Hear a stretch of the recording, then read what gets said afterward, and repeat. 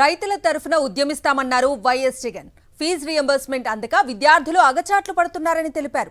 4,900 కోట్ల fee reimbursement బకాయిలు ఉన్నాయని అన్నారు. సూపర్ 6, సూపర్ 7 గాలికి ఎగిరిపోయాయని, ప్రతి మహిళకు 2 ఏళ్లకు కలిపి చంద్రబాబు 36,000 బాకీ ఉన్నారని వైఎస్ జగన్ స్పష్టం చేశారు.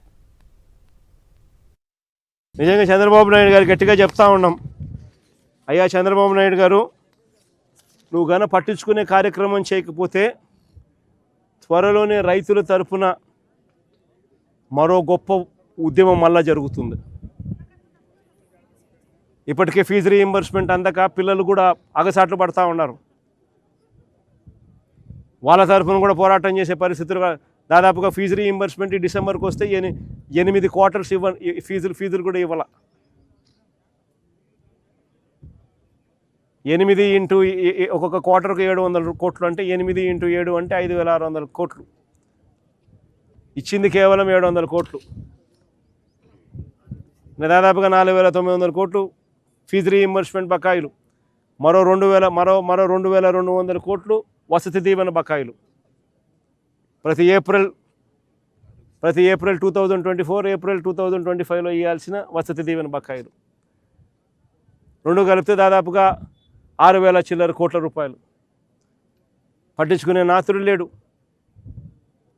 రైతుల పరిస్థితి చూస్తే ఇట్టుంది. సూపర్ 6, సూపర్ 7 గాలికి ఎగిరిపోయి ఇట్లాంటి అక్కచెల్లెమ్మల పరిస్థితి చూస్తే, ఇటువంటి పిల్లల పరిస్థితి చూస్తే ఇంకా దయనీయంగా ఉంది. ఏమన్నాడు? ఇట్లా 18 ఏళ్ళ నుండి నా అక్కచెల్లెమ్మ చూసి ఏమన్నాడు? నెలకు 1,500 ఇస్తానన్నాడు కనుక, నెలకు 1,500 ఇస్తానన్నాడు. సంవత్సరానికి 18,000 అన్నాడు. 2 ఏళ్ళు కలిపి 36,000. 2 ఏళ్ళు కలిపి 36,000 బాకీ. పేరు ఏం పేరు? శివశంకర్ రెడ్డి కనపడాడు అనుకో, ఏమన్నాడు? నెలకు 3,000 రూపాయలు ఇస్తానని నిరుద్యోగ వృత్తి అన్నాడు. నెలకు 3,000 రూపాయలు నిరుద్యోగం. 2 ఏళ్ళు అయిపోయింది. 72,000 ఈ పిల్లోనికి బాకీ. ఈ పిల్లోనికి బాకీ 72,000.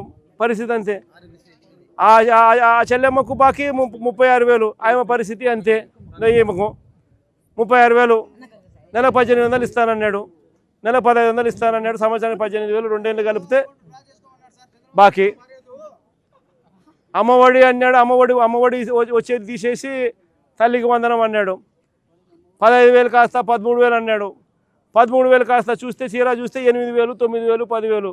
అది కూడా 30 లక్షల మంది పిల్లలు కట్ చేసి. పెన్షన్ల పరిస్థితి చూస్తే ఏకంగా వైఎస్ఆర్సీపీ ప్రభుత్వ హయాంలో ఎన్నికల నాటికి 66 లక్షల చిల్లర పెన్షన్లు ఇస్తూ ఉంటే ఈరోజు 61 లక్షకు పడిపోయినాయి. తీసేసినారు. అంటే 5 లక్షల కొత్త పెన్షన్ ఇవ్వకపోగా 5 లక్షల పెన్షన్ ఉన్నవి కట్ చేసేసినారు. ఎవడు సంతోషంగా ఉన్నాడని అడుగుతా ఉన్నా.